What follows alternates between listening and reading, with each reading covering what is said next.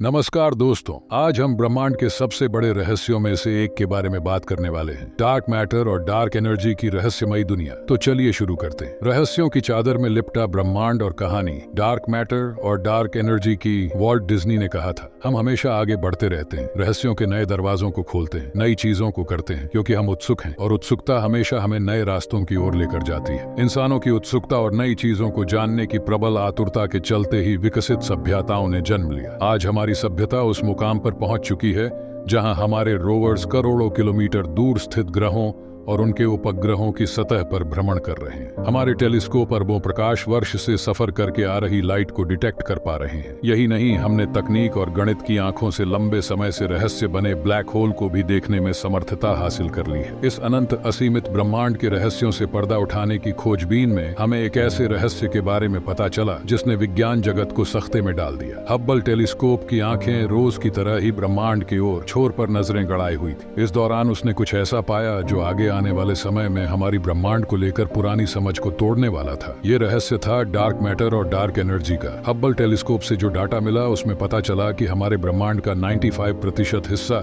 इन्हीं दोनों रहस्यमयी पदार्थों से मिलकर बना है। ऐसे में हब्बल से आए इस डाटा का बारीकी से अध्ययन किया गया। अध्ययन में पता चला कि आज हमारा ब्रह्मांड जिस स्थिरता और व्यवस्थित ढंग से काम कर रहा है उसके पीछे की वजह डार्क मैटर है। वहीं जिस तेजी से हमारा ब्रह्मांड फैल रहा है और उसके भीतर की आकाश गंगाएं एक दूसरे से दूर जा रही हैं, उसके पीछे की वजह डार्क एनर्जी है। गजब का संयोग है, सालों पहले एडविन हब्बल ने ही दुनिया को यूनिवर्स के थ्योरी ऑन ऑफ एक्सपेंशन के बारे में बताया था। वहीं सालों बाद उन्हीं के नाम के एक टेलीस्कोप ने उस रहस्य से पर्दा उठाने का काम किया जिस पदार्थ के चलते इस ब्रह्मांड की फैलने की गति में लगातार वृद्धि हो रही है। हालांकि डार्क मैटर और डार्क एनर्जी आज भी कौतूहल का विषय बने हुए हैं। इनके बारे में हमारे पास अब तक कोई विकसित समझ नहीं है। ये दोनों ही पदार्थ प्रकाश का परावर्तन नहीं करते। इसके अलावा इनका द्रव्यमान भी काफी कम है। इनका द्रव्यमान इतना ज्यादा कम है कि हम भविष्य में विकसित होने वाली हाईटेक से हाईटेक दूरबीन से भी इनके बारे में पता नहीं लगा सकते हैं। हालांकि इनका असर ब्रह्मांड में है और उस असर से हमें इनके होने के बारे में पता चलता है। डार्क मैटर और डार्क एनर्जी की खोज होने से पहले ही अल्बर्ट आइंस्टाइन ने कह दिया था कि ब्रह्मांड पूरी तरह खाली नहीं है। इसमें कई तरह के चौंकाने वाले गुण हैं। हमारे इस ब्रह्मांड के ताने बाने को बुनने में डार्क मैटर और डार्क एनर्जी की एक बहुत बड़ी भूमिका है। आज भले ही हम इनके बारे में ज्यादा कुछ नहीं जानते, वहीं दूसरी तरफ भविष्य ऐसी कई संभावनाओं को लेकर खड़ा है जिसके बल पर कहा जा सकता है